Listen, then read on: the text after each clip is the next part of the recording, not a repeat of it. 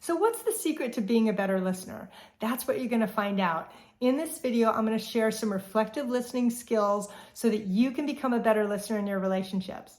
But first, my name is Michelle Ferris. I'm a psychotherapist and I love helping people create relationships that work. So what is reflective listening? It's basically a set of skills that help you track what's being said so that you can show that you care. This is a specific way of listening that can really increase the intimacy in your relationship. And how we do this is I have 5 steps: attend, affirm, ask, allow, and avoid. And I'm going to go through each one. So the first one is to attend to yourself first, because if you're not in the right frame of mind, it's going to show. If you're tense, if you're tired, if you're rushed, if you're annoyed, that's not the time to listen. That's the time to say to your partner, hey, can we do this another time? I'm just not up for it. Now, you don't want to overuse this because you don't want to make it sound like you don't want to listen.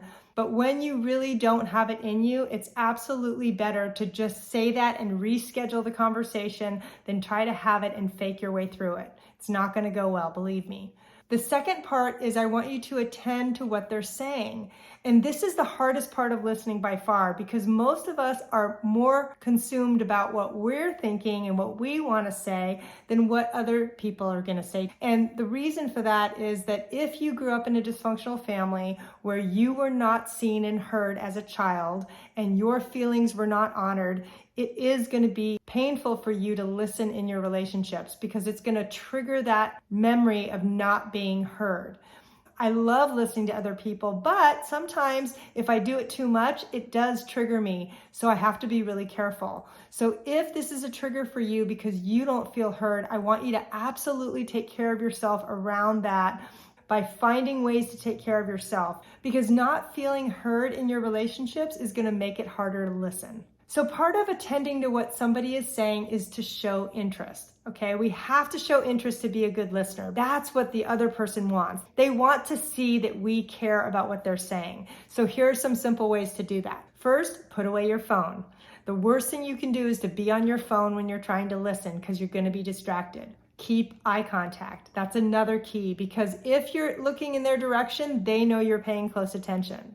And the last one is don't interrupt. Okay, this is a biggie, because if you interrupt, you might fall into the trap of wanting to talk rather than listen.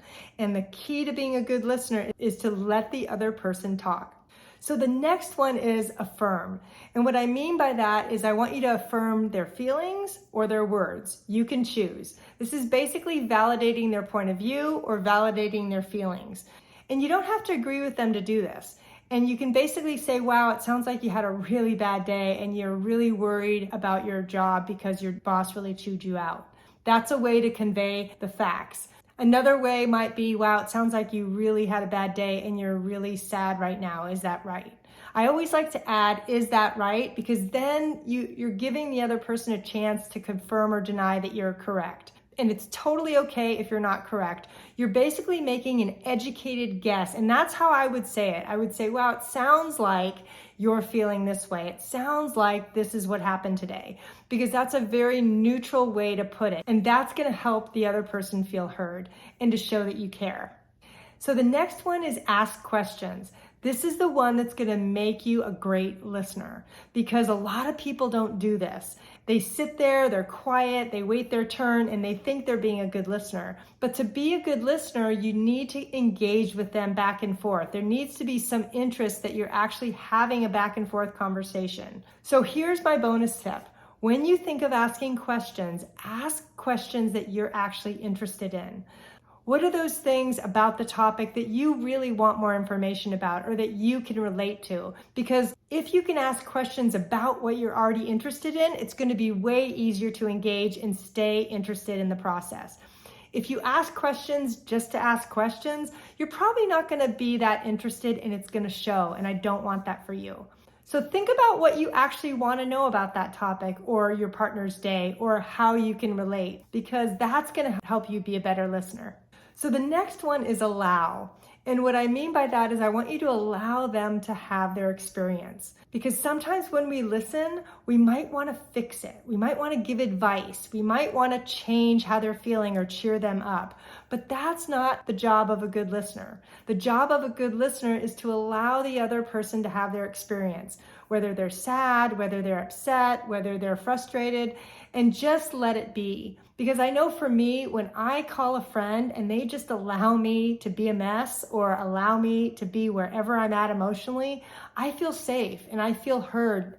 And that's what I want you to be able to give your loved ones, is to help them feel loved and heard to the core. You allow whatever it is to come up and trust that you don't have to fix it. Because here's the thing, people want to be heard more than they want to be told what to do. How many of you in the comments would rather be given advice than be heard? I want to hear it in the comments, because I almost guarantee that the vote is going to be I want to be heard. And I totally get that. I'm right there with you. So the last one is what you need to avoid, which is just as important. I want you to avoid doing this when either one of you are not up for it. I want you to know when to avoid having these kind of conversations, because again, listening takes some energy and you need to be in the right frame of mind. But the other thing I want you to do is I want you to avoid having these conversations if one of you is too upset. And what I mean by that is if you or your partner are so angry that it's bordering on scary, making gestures that are scary, they might be invading your personal space. Absolutely, that's the time that you need to take a time out. That's not the time to be listening, because your safety is the most important thing. If you're not feeling well, I said this earlier, or you're feeling irritable, you've had a bad day yourself, and you just don't have the energy emotionally to have this conversation, it's totally okay. That's the time to opt out. Also, I want you to avoid this kind of conversation if both of you are hungry. There's a term called hangry, and that's when if we're too hungry, we can get angry, and that's not a good time to sit and try to listen, because you're going to be annoyed, and I don't want that for you. Now, if you're in a hurry, that's also not a good time to try to do this, because it's going to show up in your mannerisms. You're going to feel rushed. You're going to be walking around. You're not going to be paying attention. So if you don't have the time, maybe you only have 2 minutes and you know that this conversation is going to need some more time, just reschedule it. Because again, part of being a good listener is knowing when not to have this conversation, because you know it's going to blow up. Now, the next step is I want you to go watch my video on what do you do if you hurt somebody's feelings when you had no intention of doing that. Thanks so much.